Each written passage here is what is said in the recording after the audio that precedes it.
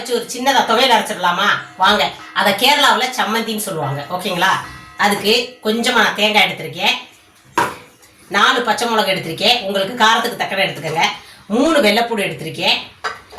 இந்த மாதிரி குட்டி மாங்காவை தோலை சீவி விட்டு நடுக்கி வச்சிருக்கேன். இப்போ இதை தேங்காயை நம்ம ஒரு சுற்றிக்குவோங்க. நீங்கள் தேங்காயை திருவி போட்டிருந்தீங்கன்னா ஒப்பரம் போடலாம். நான் திருவாமல் இப்படி போட்டனால தேங்காயை முன்கூட்டி போட்டு அரைக்கிறேங்க.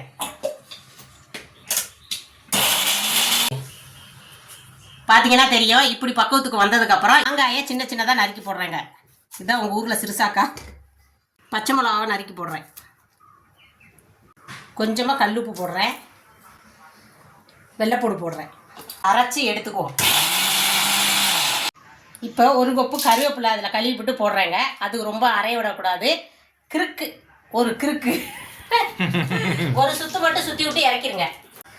பார்த்தீங்கன்னா சம்மந்தி வந்து நம்ம ஊரில் நெய்ஸ் அரைச்சோம்னா அது துவையல் ஆயிரும். இங்கே வந்து இப்படி கொஞ்சம் ஒன்றுக்கு முக்கலாக தாங்க இருக்கும். இதுக்கு பேர் தான் இங்கே சம்மந்தின்னு சொல்லுவாங்க.